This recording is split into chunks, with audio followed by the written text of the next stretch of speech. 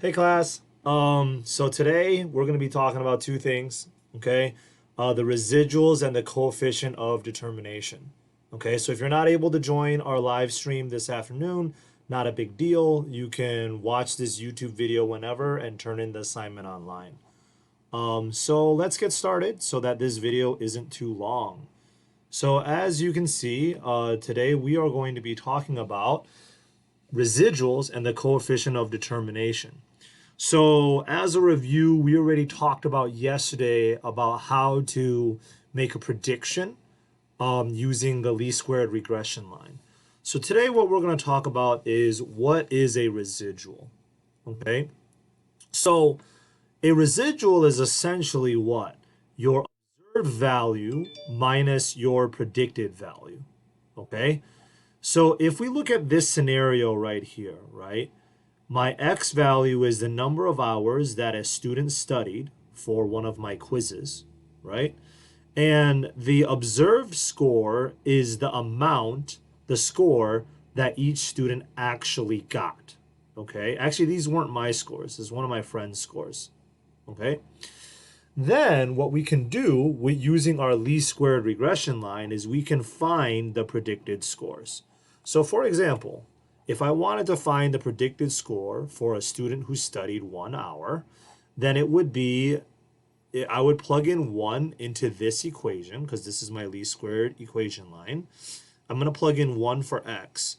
And if I plug in 1 for x, I get 11.857 for my predicted score. And as you can see, for both 1 hours, the predicted score would be this. Now, how do I calculate my residual? My residual is just my observed score minus my predicted score. Now, you might be wondering why all of this matters at all. And what I'm just going to let you know, and this is just like a quick lesson about what residuals are for. Remember, I promised you that I would tell you about when, like how the least squared regression line is calculated.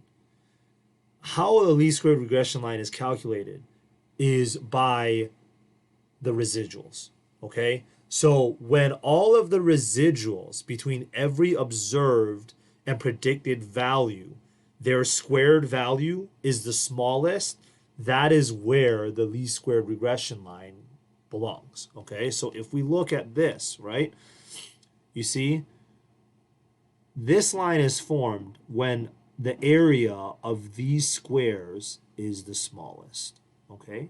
Or in other words, this distance, the distance of all the dots and their squared values is the smallest. That's how the least squared regression line is calculated. Now, as you can see, doing that by hand is really tedious, okay? So today, we actually use technology for all of that. Okay, so we're not going to go into how it's calculated by hand in this course.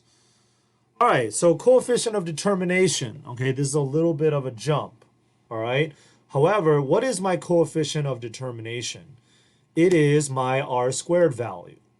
Okay, so we talked about r. R tells us the strength and the direction of a graph. Now, what does r squared tell us?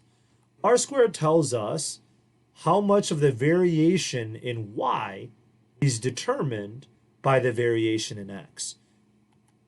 What does that mean? Okay, well, what that essentially means is if we look at this case right here, right? If we look at this case where we have the scores and then the hours, right? The hours studied versus your scores, you can say if your r squared value is 0.9546, then approximately 95.46% of the variation in the student's scores can be determined by the variation in the number of hours studied. Okay, you can think of it as the amount of movement in your score, on the quiz that can be determined by how much you study. So what percentage of the movement in your score is determined by how much you study for the quiz. Okay, this is still different than causation. Remember, correlation doesn't mean causation. Okay.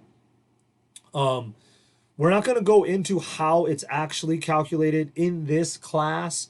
We are just going to use the r value in order to square it to get our r squared. Or if we are given the r squared value, then you are going to square root in order to get r. Okay, so I'm not going to ask you to calculate any of these values by hand. I will either give you r or I will give you r squared.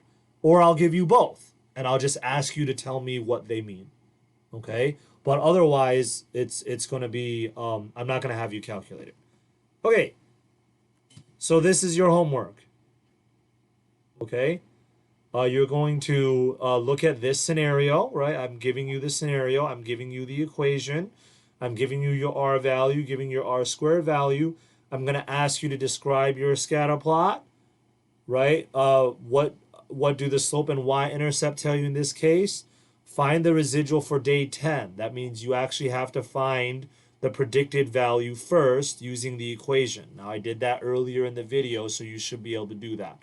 And then you describe what r squared means in this context and turn it in on Google Classroom. Okay? All right? Go do your work. Have fun.